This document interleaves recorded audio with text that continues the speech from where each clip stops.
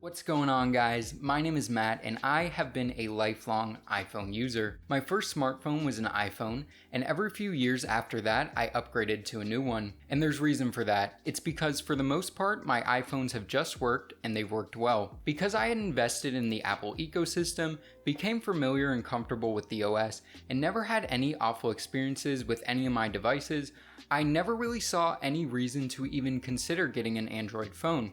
Well, in the past month or so, that's all changed. Between some big troubles I've been having with my iPhone 7s and my disappointment in the new iPhone XR that I'd be upgrading to, it's given me enough reason to jump ship and give Android a real try. Not just for a week or so, but indefinitely unless I see some big reason to switch back. And while me switching to the Xiaomi Mi A2 Lite may seem like an odd choice, I have my reasonings and I'll explain them later in the video.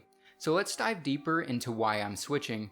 The first thing is the current state of my iPhone. So my iPhone 7s is about a year and a half old, and while battery life is still decent and it's still in decent shape, a really annoying bug has made the phone almost inoperable. What is this bug, you ask? Well, it's essentially a bug that shows I have completely full storage when in reality my storage isn't even close to being full. While this may not seem like a huge issue, there are some big implications to having or appearing to have full storage. Some examples are, I can't download or update any apps, I can't take photos or download attachments from friends, no new emails in the Apple Mail app, and the constant pop-up reminder that, hey, your storage is full, try and free up some space.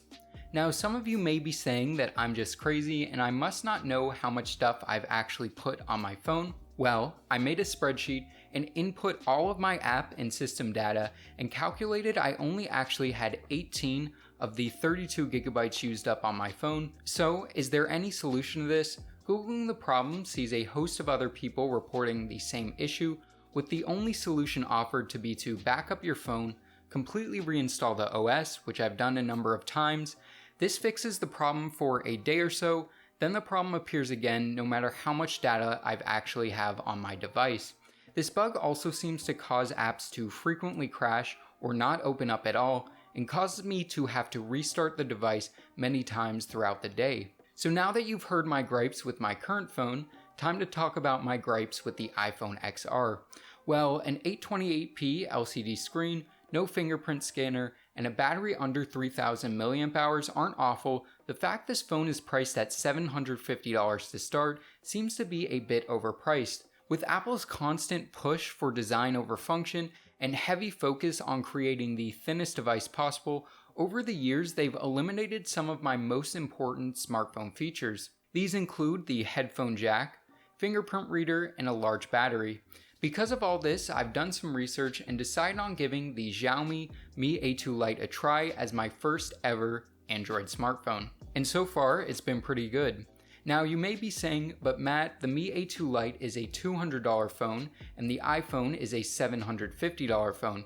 How is this going to give you a fair and accurate comparison of Android and iOS?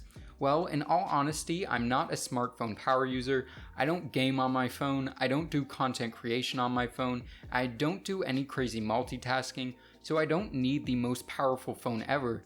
I just need something that's fast enough for the tasks I do on a regular basis and has the features I need and care about the most. And to be honest, the Mi A2 Lite fits the bill. It has a 1080p display with a pretty good screen to body ratio, it has a fast and accurate fingerprint reader, it has a headphone jack, it has a massive 4000 mAh battery for way more than a full day's use, and a big reason for me getting this phone is it's a part of Android One. This means it's running a stock build of Android, and means it gets fast software updates for at least 2 years, and monthly security updates for 3 years.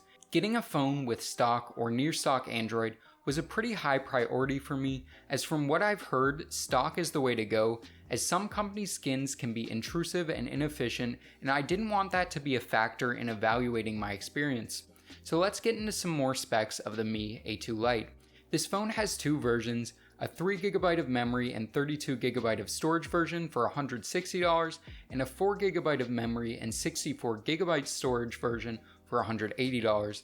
I have the 64GB storage version in the black colorway, but this phone also comes in gold and powder blue. For $20 more, getting double the storage and an extra gig of memory seemed like a no-brainer. And while I've heard that 4GB isn't enough RAM for late 2018, something I found interesting is this $180 phone has the same RAM and storage configuration as the $800 Pixel 3. With this being said, storage shouldn't be an issue, as included in the dual SIM tray is also a slot for microSD expandable storage. In terms of the chipset, this phone is running an older Snapdragon 625 chipset with the Adreno 506 GPU. This is a pretty power efficient chipset and works fine for me. Obviously, this phone isn't going to be as fast and snappy as something with a more modern chipset. With that being said, there hasn't really been any time where I felt this phone was really slow or lagging behind. For me, the one real downside of this phone is the camera. It's got a dual back camera, with the main one being 12 megapixels and the secondary being 5 megapixels, along with a 5 megapixel selfie camera. Both the front and back facing cameras produce some pretty lackluster photos, especially compared to my old iPhone.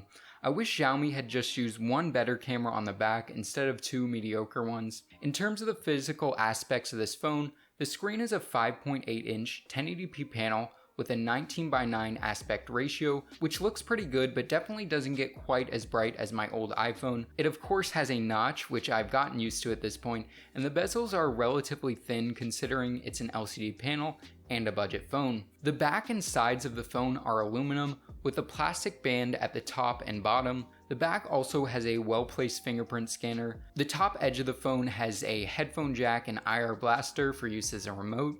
The right side of the phone has the power button and volume rocker. The left features the dual SIM and microSD card tray, and the bottom features the speakers and unfortunately a micro USB port. This is another downside of the phone. It works fine and supports fast charging, but this is the first time in many years I've had to deal with a non-reversible charger on my phone.